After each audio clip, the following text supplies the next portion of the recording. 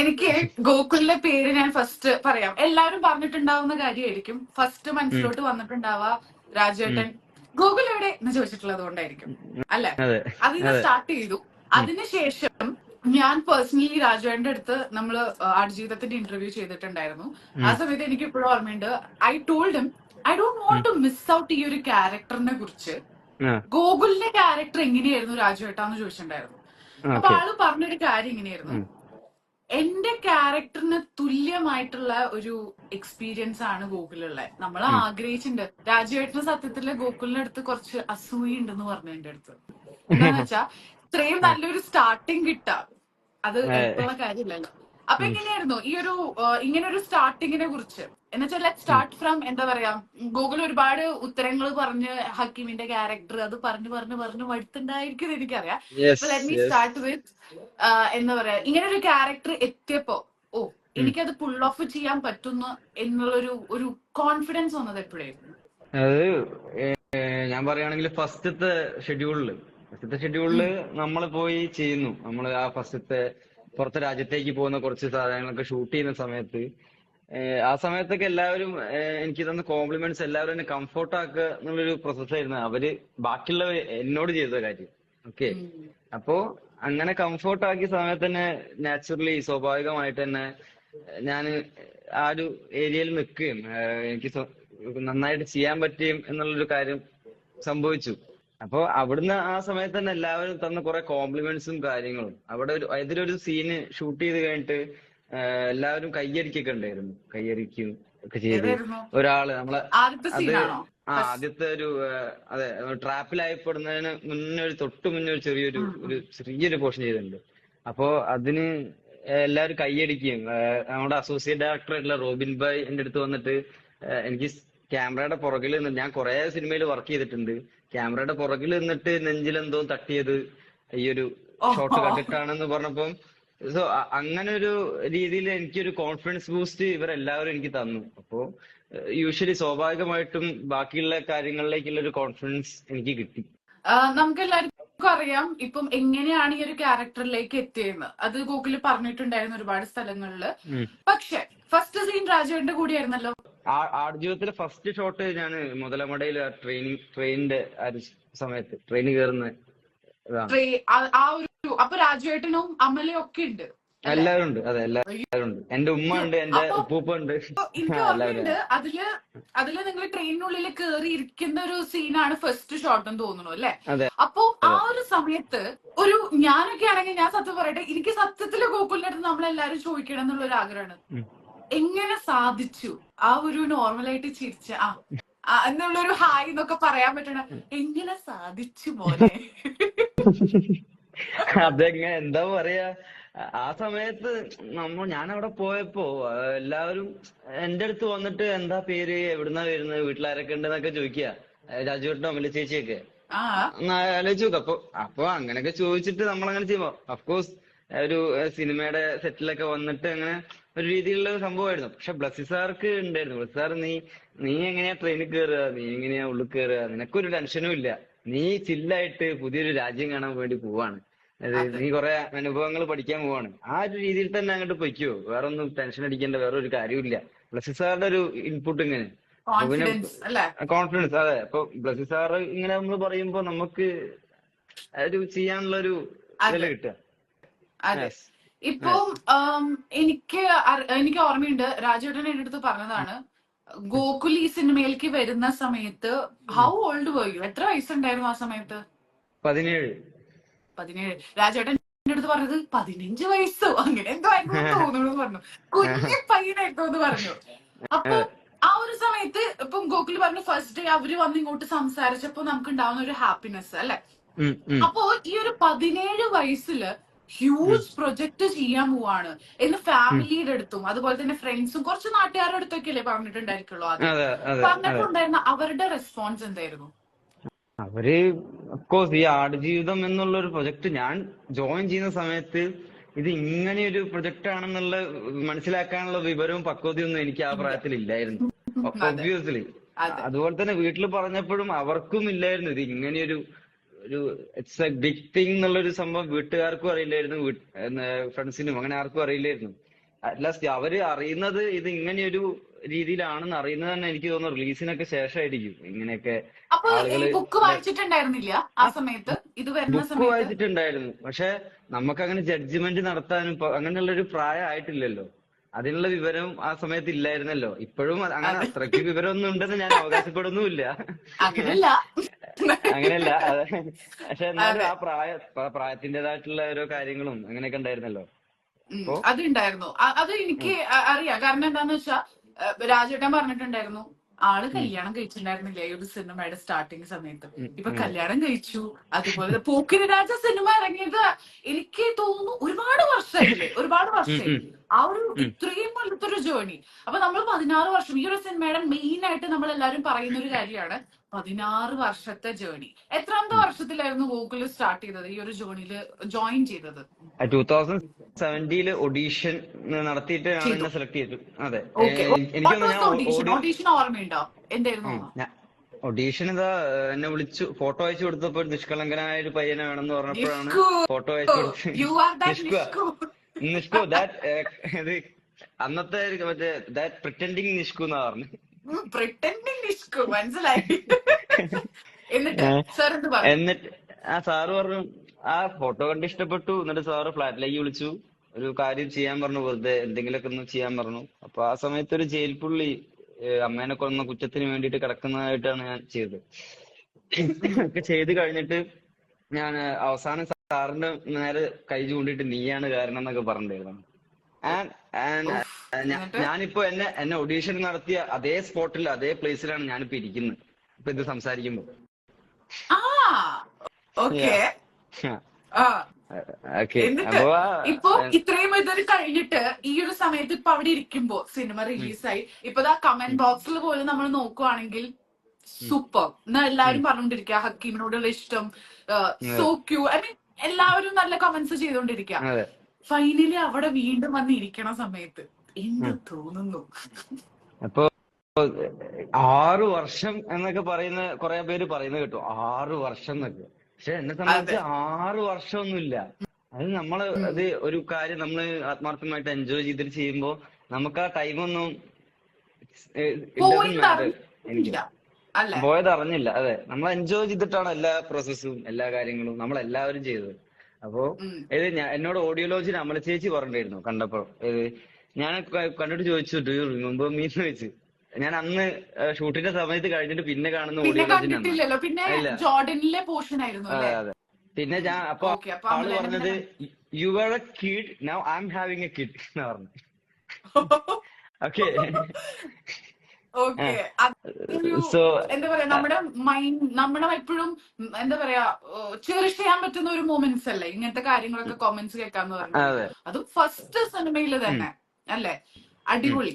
എനിക്ക് വേറൊരു കാര്യം ചോദിക്കാനുള്ളത്, ഉം, നമ്മള് ഒരുപാട് എന്താ പറയാ രാജുവേട്ടന്റെ ഡയറ്റും ഇതൊക്കെ നമ്മൾ കേട്ടു, ഉം, ട്രാൻസ്ഫോർമേഷനും കുറെ ഉം, സംസാരിച്ചു, മടുത്തുപോയി. രാജുവേട്ടൻ പറഞ്ഞു, ഉം, ഉത്തരം പറഞ്ഞു മടുത്തു കഴിഞ്ഞ കാര്യമാണ് ട്രാൻസ്ഫോർമേഷൻ. 31 ഉം, കിലോ എന്നുള്ളത് നമ്മുടെ മലയാളികൾക്ക് ഇപ്പൊ ബൈഹാർട്ട് ആയിട്ടുള്ള ഒരു കാര്യമാണ് രാജുവേട്ടന്റെ ഒരു ഡയറ്റ് എന്ന് പറഞ്ഞിട്ടുണ്ടെങ്കിൽ. ഉം, ഓക്കെ. അപ്പൊ ഗോകുലിന്റെ വാട്ടർ ഡയറ്റിനെ കുറിച്ചൊക്കെ നമ്മൾ കേട്ടിട്ടുണ്ടായിരുന്നു. ഈ ഉം. ഒരു സമയത്ത് ആം, ഉം, മല്ലിക മാം, രാജുവേട്ടന്റെ അമ്മ പറഞ്ഞിട്ടുണ്ടായിരുന്നു എന്ന് പറഞ്ഞു, അയ്യോ ഇങ്ങനെയൊക്കെ ഇതൊന്നും ചെയ്യാന്ന് പറഞ്ഞ ഇത്തിരി ബുദ്ധിമുട്ടുള്ള കാര്യല്ലേ. സോ ഗോകുലിന്റെ വീട്ടില് ഈ ഒരു ട്രാൻസ്ഫോർമേഷൻ 20 കിലോ അല്ലേ, കുറച്ച് 20 കിലോ, ഉം. 20 കിലോന്റെ ട്രാൻസ്ഫോർമേഷൻ നടത്തിയ സമയത്ത് വാട്ട് വർ യു തിങ്ക്? എങ്ങനെയായിരുന്നു വീട്ടിലത്തെ ഒരു റെസ്പോൺസ് കിട്ടിയിട്ടുണ്ടായിരുന്നെ? ഇപ്പൊ വീട്ടില് ഒബ്വിയസ്ലി ഇപ്പൊ മല്ലിക ചേച്ചിയെ പോലെ തന്നെ ഒരു അമ്മയാണ് എന്റെ അമ്മയും. അപ്പൊ അതെ. എല്ലാ അമ്മമാരും ഒരേപോലെയാണ്. അതെ. നമ്മളെ മക്കളെ എപ്പോഴും അവര് മക്കളാണ്, അവര് കുട്ടികളായിരിക്കും. എത്ര വളർന്നാലും എത്ര താടി വന്നാലും മീശ വന്നാലും അവർക്ക് സ്വന്തം മക്കൾ എപ്പോഴും മറ്റേ ചെറുതായിട്ട് കുട്ടിയായിട്ട് നിൽക്കുന്ന ഒരു മക്കളായിരിക്കും. ഏഹ് അതെ. അതുപോലെ തന്നെ അച്ഛനും ഏട്ടനും എല്ലാവരും അവരൊക്കെ ചോദിച്ചിട്ടുണ്ട്, ഇത്രയൊക്കെ മെലിഞ്ഞാ പോരേന്നൊക്കെ ചോദിച്ചിട്ടുണ്ട്. ബ്ലസ്സി സാറൊക്കെ അമ്മ വിളിച്ചിട്ടൊക്കെ ഉണ്ട്. ആ വാട്ടർ ഡയറ്റ് എടുത്ത് ഞാൻ വെള്ളവും കാപ്പിയും കുടിക്കുന്ന സമയത്ത് ബ്ലസ്സി സാറൊക്കെ അമ്മ വിളിച്ചിട്ടുണ്ടായിരുന്നു, അവനൊന്നും കഴിക്കുന്നില്ല എന്നൊക്കെ പറഞ്ഞിട്ട്. അയ്യോ, ആ അപ്പൊ വിഷമമായിട്ടുള്ള ഒരു കാര്യല്ലേ? അതെ. ഇപ്പൊ ഞാനിങ്ങനെ ഓരോ ദിവസവും ഇങ്ങനെ മെലിഞ്ഞ് മെലിഞ്ഞൊരു അസ്ഥി പോലെ ഇങ്ങനെ കണ്ടോണ്ടിരിക്കല്ലോ അവര്. അതെ. അപ്പൊ അപ്പൊ അതിന്റേതായിട്ടുള്ള ഫീലിങ്സ്, അവർക്ക് കൺസേൺസ് ഉണ്ടായിരുന്നു, എന്റെ ഹെൽത്തിന് എന്തെങ്കിലും പറ്റുമോ. അങ്ങനത്തെ കുറെ കൺസേൺസ് അവർക്ക് ഉണ്ടായിരുന്നു. പിന്നെ ഓക്കെ. ഞാൻ അവരെ പറഞ്ഞ് സമാധാനിപ്പിക്കുന്നല്ലോ, ഒരു കാര്യത്തിന് വേണ്ടിയിട്ടല്ലേ ഇത്രയും. എന്റെ ഒരു അത് എനിക്ക് ഇഷ്ടമുള്ള ഇറങ്ങിക്കഴിഞ്ഞപ്പോ എല്ലാവരും കാര്യല്ലേ. സന്തോഷായില്ലേ? ഏഹ് ഇറങ്ങിക്കഴിഞ്ഞപ്പോ പിന്നെ ഇറങ്ങിക്കഴിഞ്ഞപ്പോ എല്ലാവരും സന്തോഷം, ഹാപ്പി. എല്ലാവരും നല്ല നല്ല രീതിയിലുള്ള അഭിപ്രായങ്ങളാണ്. അമ്മയും എല്ലാവരൊക്കെ പ്രൗഡ്. എല്ലാവരും ഞാൻ പറയുന്നത് നിന്റെ മകനായതിലും, നീ എന്റെ മകനായതിൽ പ്രൗഡാണ്, നീ എന്റെ ബ്രദർ ആയതിൽ പ്രൗഡാണ്, ഫ്രണ്ട് ആയതിൽ ഇനി പ്രൗഡാണ് എന്ത് എന്നൊക്കെയാണ്. വേണം അതെ അല്ലേ? അതെ. അതുപോലെ തന്നെ ഗോകുൽ, ഫസ്റ്റ് സിനിമ കാണുന്നത് ഫസ്റ്റ് ഡേ ആയിരുന്നോ അതോ അതിനു മുന്നേ കണ്ടിരുന്നോ? ഫസ്റ്റ് ഡേ ആണ് ഞാൻ കാണുന്നത്. അതിനു മുന്നേ പാച്ച് വർക്ക് ഒക്കെ ചെയ്ത് കുറച്ച് പാച്ചുകളായിട്ടുള്ള ഡബ്ബൊക്കെ ചെയ്യാൻ വേണ്ടിയിട്ട് പോയപ്പോഴാണ് അത് ലാസ്റ്റ് വേർഷൻ കണ്ടത്. അത് മ്യൂസിക്കോ ഒന്നും ഇല്ലാത്ത വേർഷൻ, ഡബിങ്ങിന് വേണ്ടിയിട്ട്. ബാക്കി കുറച്ച് പാച്ചുകൾ മാത്രമേ കണ്ടിട്ടുള്ളൂ. Okay okay. ഒക്കെ, അപ്പോ ഈ ഒരു ഐ മീൻ സിനിമ കണ്ടിട്ട് ഇറങ്ങുന്ന സമയത്തുള്ള ഒരു ക്രൗഡ് ഓർമ്മയുണ്ടോ? ആ സമയത്ത് ഭയങ്കര വലിയൊരു ക്രൗഡ്. ഞാൻ എന്റെ ഒരു എക്സ്പീരിയൻസ് പറയാം. അന്ന് വനിതയില് പോയ സമയത്ത് no one was recognising me. Literally no one. ഞാൻ കേറുന്ന സമയത്ത് അധികം പേരൊന്നുമില്ല. I was peaceful. ലൈക്ക് എങ്ങനെ ഇത് സുഖമായിട്ട് എനിക്ക് വനിതയുടെ എവിടെയും നടക്കാം, അങ്ങോട്ട് പോകാം, വെള്ളം വാങ്ങാം, പെപ്സി വാങ്ങാം. ആൻഡ് ഇന്റർവെൽ ആയപ്പോഴത്തേക്ക് എനിക്ക് തോന്നുന്നു കുറെ ക്യാമറകൾ എന്റെ അടുത്തേക്ക് വന്നു. അത് കഴിഞ്ഞ് ലാസ്റ്റ് സിനിമ ഇറങ്ങിക്കഴിഞ്ഞപ്പോൾ ഇറ്റ് വാസ് ലൈക്ക് ഒരു ജനസാഗരം എന്നൊക്കെ പറയില്ല നമ്മള്, ഒരു ലിറ്ററലി നമ്മള് പറയില്ല. അതെ, എന്നുവെച്ചാൽ ലാസ്റ്റ് മൊമെന്റ് ആയിരുന്നു. ആ ലാസ്റ്റ് നടത്തുന്ന പറഞ്ഞിട്ടുണ്ടെങ്കിൽ അങ്ങനെ ഫ്രീ ആയിട്ട് നടക്കാൻ പറ്റുന്ന ഒരു ലാസ്റ്റ് മൊമെന്റ് ആയിരുന്നു മേ ബി, അല്ലേ? അതെ മേ ബി. ആലോചിച്ചിരുന്നോ? എന്നുവെച്ചാൽ എക്സ്പെക്ടേഷൻസ് എന്തായിരുന്നു? എന്നുവെച്ചാൽ രാജുവേട്ടൻ പറഞ്ഞിട്ടുണ്ടായിരുന്നു ആളുടെ പെർഫോമൻസിൽ ആള് 100% ഹാപ്പി ആയിരുന്നു. ഗോകുലിന് എങ്ങനെയായിരുന്നു പെർഫോം ചെയ്ത് കഴിഞ്ഞിട്ട്? How were you feeling? Happy ആയിരുന്നോ? എനിക്ക് എന്റെ മാക്സിമം ഞാൻ ഇത് കൊടുത്തിട്ടുണ്ട് എന്ന് വിചാരിച്ചിട്ടുണ്ടായിരുന്നോ?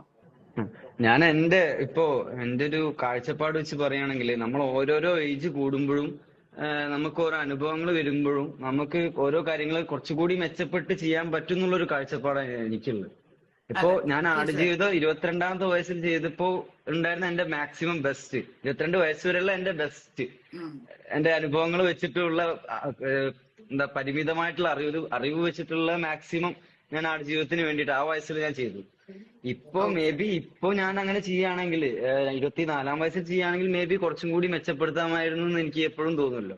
അങ്ങനെ ഒരു തോന്നൽ എപ്പോഴും അവിടെ ഉണ്ടാവണം എന്നാണ് എനിക്ക് തോന്നുന്നത്. അങ്ങനെയാണെങ്കിലല്ലേ എനിക്ക് എപ്പോഴും എന്നെ തന്നെ ഇമ്പ്രൂവ് ചെയ്യാൻ പറ്റുള്ളൂ. തീർച്ചയായിട്ടും ഒന്നുകൂടി നന്നാക്കാമായിരുന്നു. ഐ മീൻ ഇനിയുള്ള പെർഫോമൻസ് ഈ ഒരു സിനിമ മാത്രമല്ല ഇനി വരാൻ പോകുന്ന സിനിമകളിലും അങ്ങനെ ആവണം എന്നുള്ളൊരു ആഗ്രഹം. എനിക്കറിയാം ഗോകുലിന്റെ സിനിമ ആയിരുന്നു ആഗ്രഹം എന്നുള്ളത്. പക്ഷെ ആടുജീവിതം എന്ന് പറഞ്ഞ പോലത്തെ ഒരു സിനിമയിലേക്ക് ഒരു സ്റ്റാർട്ടിങ് ചെറുപ്പത്തിൽ എപ്പോ മുതലായിരുന്നു ഈ സിനിമയിലോട്ട് വരാനുള്ള ഒരു ആഗ്രഹം തുടങ്ങിയത്? അത് ആക്ച്വലി ഞാൻ ബാഗ് മിൽഖ ബാഗ് കണ്ട സമയത്ത് ഞാൻ വർക്കൗട്ട് ഒക്കെ ചെയ്തു, റണ്ണറൊക്കെ. ഞാൻ കേരള സ്റ്റേറ്റ് റഗ്ബിയിലൊക്കെ കളിച്ചിട്ടുണ്ടായിരുന്നു 18 ആയിട്ട്. അങ്ങനെ ആ സമയത്ത് അത്ലറ്റ് ആവാനായിട്ട് ആഗ്രഹം. പിന്നെ ഇൻട്രസ്റ്റെല്ലാർ കണ്ട സമയത്ത് എനിക്ക് ആസ്ട്രോനോട്ട് ആവണമെന്ന് ആഗ്രഹം ഉണ്ടായിരുന്നു. ഇത് മറ്റേ പരിപാടിയാണ്, ഡോക്ടർ ആവണം, എഞ്ചിനീയർ ആവണം, പൈലറ്റ് ആവണം.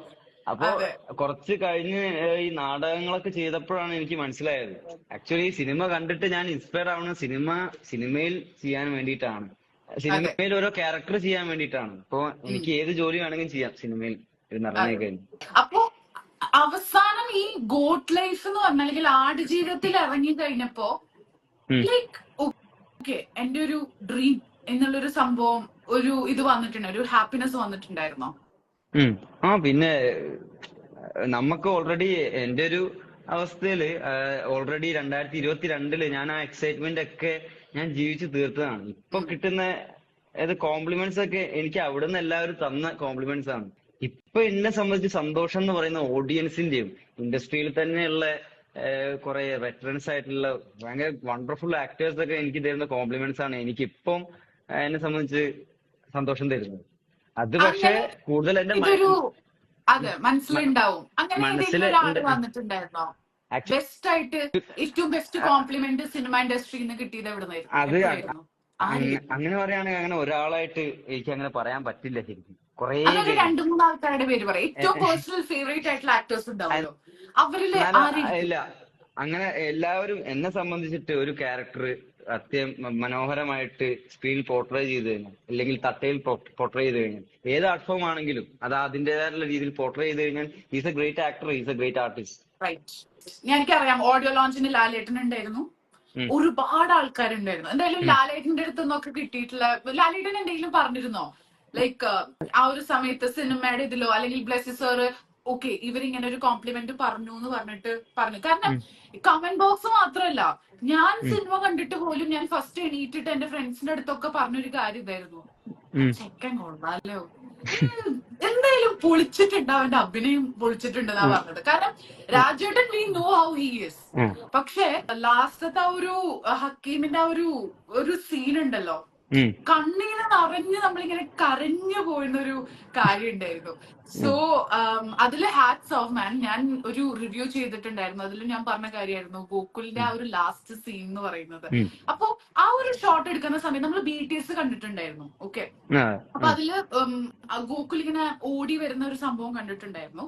അപ്പൊ ആ ഒരു സീൻ എടുക്കുന്ന സമയത്ത് എന്തൊക്കെയായിരുന്നു ബ്ലെസ്സി സാറിന്റെ ഉള്ള ഒരു കോൺട്രിബ്യൂഷൻ അല്ലെങ്കിൽ കോൺഫിഡൻസ്, എന്തൊക്കെയായിരുന്നു ആള് പറഞ്ഞു തന്നിട്ടുണ്ടായിരുന്നു ആ ഒരു ലാസ്റ്റ് സീനിന്റെ കാര്യമാണ്? അത് ആ സീൻ എടുക്കുന്നതിന് മുന്നേ തന്നെ ബ്ലെസ്സി സാറ് എന്റെ അടുത്ത് വന്നിട്ട് ഒരു 15 മിനിറ്റോളം സംസാരിച്ചിട്ടുണ്ട് നമ്മൾ ഇതിനെ പറ്റിയിട്ട്, കുറെ കാര്യങ്ങൾ, ഹക്കീമിന്റെ ഇതുവരെയുള്ള ജേണികളെ പറ്റിയിട്ട്, ഹക്കീമിന്റെ ഇതുവരെയുള്ള കാര്യങ്ങളും ഒക്കെ പറ്റിയിട്ട്. പിന്നെ അവൻ ആ സമയത്ത് അനുഭവിക്കുന്ന രീതിയിലുള്ള കുറച്ച് മെന്റലി ഉള്ള കാര്യങ്ങൾ ബ്ലെസ്സി സാറിന്റെ മനസ്സിൽ ഒരു വിഷനിലുള്ള കാര്യങ്ങൾ, എനിക്ക് ഇങ്ങനെയൊക്കെയാണ് വേണ്ടത് എന്നുള്ള രീതിയിൽ ബ്ലെസ്സി സാർ എനിക്ക് പറഞ്ഞു തന്നിട്ടുണ്ട്. ഓൾറെഡി അഫ്കോഴ്സ് സ്ക്രിപ്റ്റിലൊക്കെ അത്ര ഡീറ്റെയിൽഡ് ആയിട്ട് എഴുതിയ ഒരു സീനും കൂടിയാണ് ഈ ഒരു സീൻ എന്ന് പറയുന്നത്. പിന്നെ എന്റേതായിട്ടുള്ള രീതിയിൽ എന്റെ ഒബ്സർവേഷൻസ് ഒക്കെ ഞാൻ ഒന്ന് വർക്ക്ഔട്ട് ചെയ്യാൻ നോക്കി.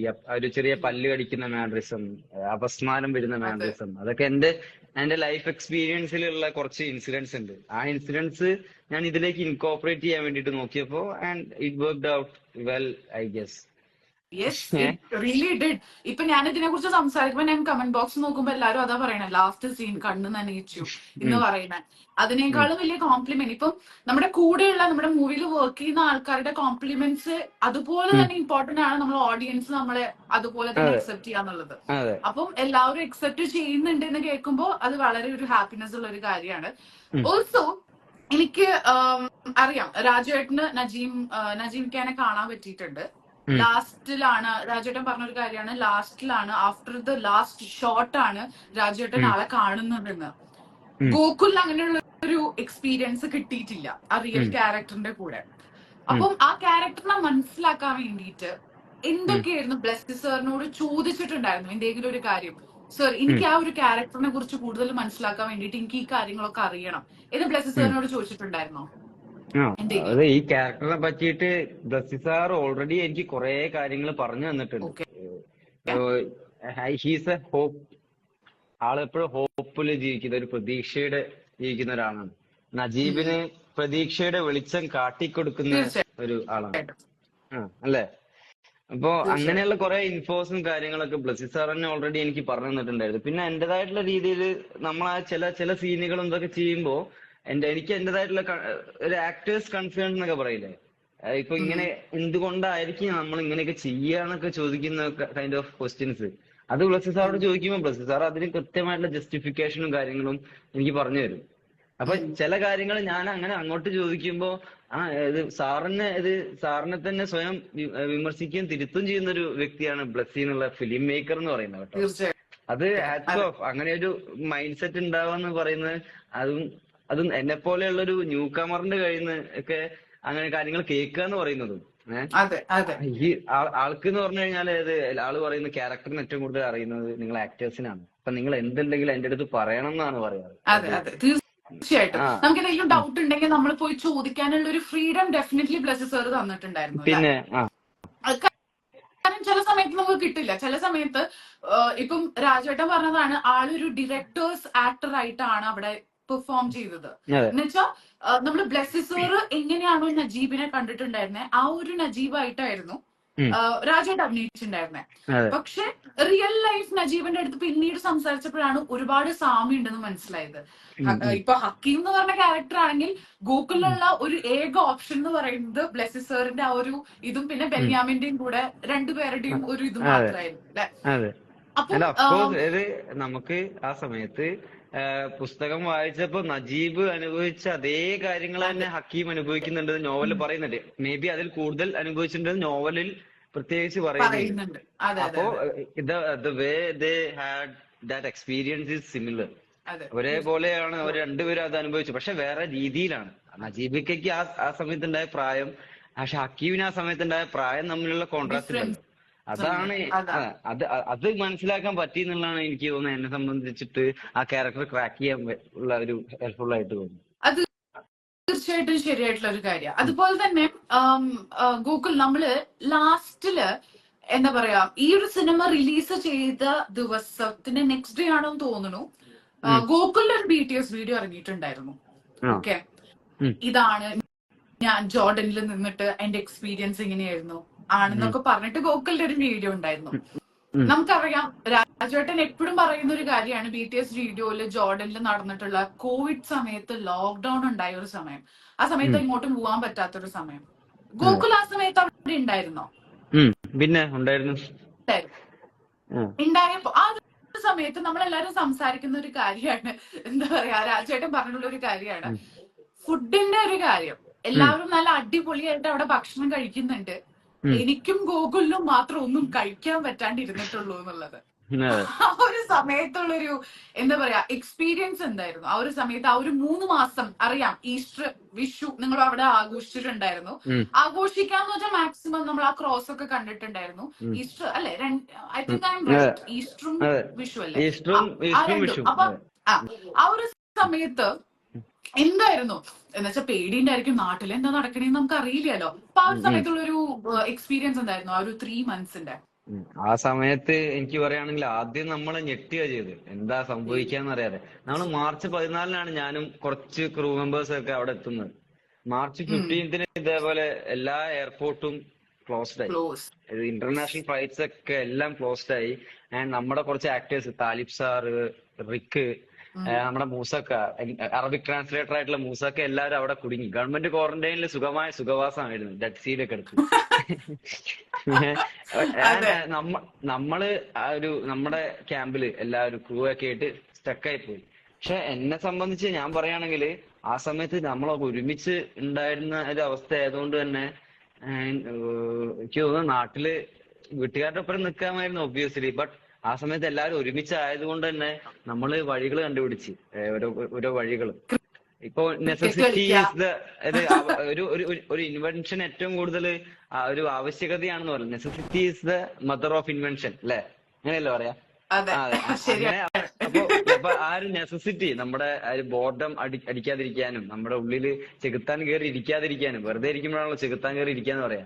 അപ്പൊ അങ്ങനെയൊക്കെ കയറി ഇരിക്കാതിരിക്കാനൊക്കെ നമ്മള് ആ നെസസിറ്റിക്ക് വേണ്ടിയിട്ട് കുറെ ഇൻവെൻഷൻസ് നടത്തി. ഏത് റബ്ബർ ചെരുപ്പൊക്കെ എടുത്ത് റബ്ബർ ബോളൊക്കെ ഉണ്ടാക്കി.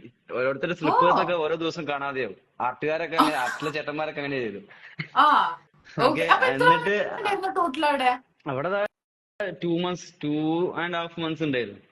എത്ര ആൾക്കാരുണ്ടായിരുന്നു നിങ്ങളുടെ ക്രൂവിൽ? എത്ര ആൾക്കാരുണ്ടായിരുന്നു? ഇന്ത്യൻ ക്രൂ ഒരു 60 ഉണ്ടായിരുന്നു. ആൻഡ് പ്ലസ് ജോർഡാനിയൻ ക്രൂ ഒരു 30 എങ്ങനെ ഉണ്ടാവും. ഒരു 90 ഉണ്ടാവും. ഏകദേശം ഒരു ഉദ്ദേശമാണ് 90 അടുപ്പിച്ചുണ്ടാവും.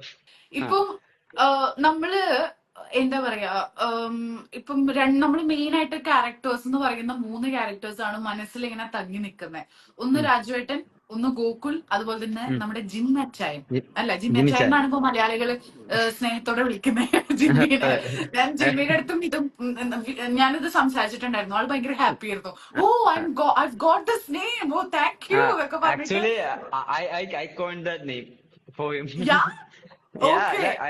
ഞാൻ ആ സമയത്ത് ആളോട് ചോദിച്ചു, നമ്മുടെയൊക്കെ ഒരു കൾച്ചറിൽ നമ്മൾ അങ്ങനെ ഉണ്ടല്ലോ, നമുക്ക് ആള് പറയുന്നത് എന്നെ ജിമ്മി ജിമ്മിന്ന് വിളിക്കുന്നു പറയാം. പക്ഷെ എനിക്കത് വിളിക്കുമ്പോ ഭയങ്കര ഓക്വേർഡ്നെസ്, ഒരു സുഖമില്ലായ്മ. നമുക്ക് ചായ. അപ്പൊ ഞാൻ ചോദിച്ചു ജിമ്മി ചായ എന്ന് വിളിക്കട്ടെ എന്ന് ചോദിച്ചു. അപ്പൊ വിളിച്ചോളൂ.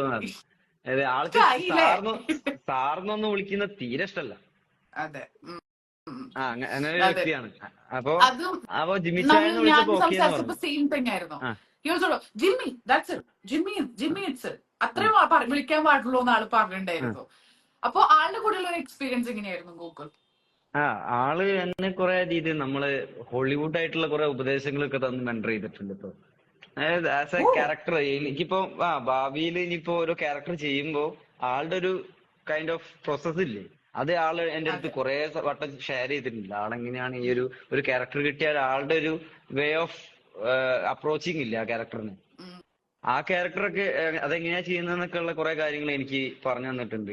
And he's like and he's A chill pill very dude. He's much. ഇത് എന്താ പറയാ, നല്ല അടിപൊളി വൈബ്, ഒരു മറ്റേ വൈബുള്ള ഒരു മനുഷ്യനാണ്. ഒരു അടിപൊളി ഞങ്ങള് എന്ന് വെച്ചാൽ കൊച്ചിയിൽ എന്താണെങ്കിലും പറയാം അല്ലെ? അതെ, കൊച്ചിയിലുള്ളപ്പോഴും നമ്മള് കൂടാറുണ്ട്. ഞങ്ങള് ഇടയ്ക്കിടയ്ക്ക് നമ്മള് സക്സസ് അന്നൊക്കെ രാത്രി നമ്മൾ സെലിബ്രേറ്റ് ചെയ്തിട്ടുണ്ടായിരുന്നു അന്ന് ആ രാത്രി. ആൻഡ് അപ്പൊ എല്ലാരും ഒരുമിച്ച്. അതെ, എല്ലാവരും ഒരുമിച്ച് ഞങ്ങള് പിന്നെ ആ ഒരു സമയത്ത് വൈകുന്നേരങ്ങളിൽ എല്ലാവരും ക്രൗൺ പ്ലാസയിൽ നിന്ന് എല്ലാവരും പോയ സമയത്ത് ക്രൗൺ പ്ലാസയിലായിരുന്നു ആളുടെ സ്റ്റേ. അപ്പൊ ആള് വിളിച്ച് വാ ഗൂഗിളെ വാ എന്ന് പറഞ്ഞിട്ട് വിളിച്ച്. അപ്പൊ ഞാനും അവിടെ പോയി. ആൾക്ക് ഞാനും ചി- നമ്മുടെ എന്ന് വെച്ചാൽ നമ്മള് എപ്പോഴും കാണുന്ന ഒരു കാര്യം, നമ്മള് ഫോറിനേഴ്സ് മലയാള സിനിമ, മലയാളമല്ല ഇന്ത്യൻ സിനിമയിലേക്ക് വരുന്ന സമയത്ത് തന്നെ ആ എന്തെന്നില്ലാത്തൊരു സ്പെഷ്യൽ കൺസിഡറേഷൻ നമ്മൾ എല്ലാരും കൊടുക്കാറുണ്ട് ഇല്ലേ? അതെ സത്യമായിട്ടുള്ള അതെ കാര്യം. കാരണം ഉം എന്താന്ന് വെച്ചാൽ എന്തോ അവരോടുള്ള ഒരു സ്നേഹം, അത്രേ ഉള്ളൂ. ഉം അപ്പൊ ഉം ജിമ്മിയുടെ ക്യാരക്ടർ, സത്യത്തിൽ ഞാൻ ജിമ്മിനെ മീറ്റ് ചെയ്യുന്ന ഫസ്റ്റ് സമയത്ത് എനിക്കൊരു ഇതുണ്ടായിരുന്നു. ഉം അയ്യോ എങ്ങനെയായിരിക്കും ആൾ, എങ്ങനെയായിരിക്കും ഉം സംസാരിക്കുക, ഉം. ഇങ്ങനെ ഭയങ്കര കൂളായിരുന്നു.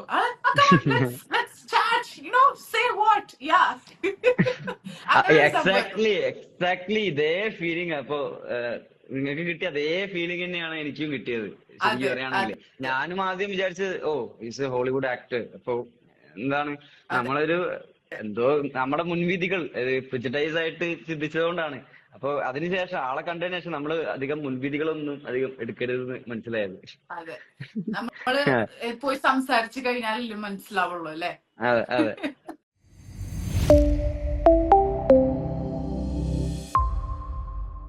കൂടുതൽ പുതുമയുള്ള വീഡിയോകൾക്കായി റേഡിയോ സിറ്റി മലയാളം സബ്സ്ക്രൈബ് ചെയ്യൂ.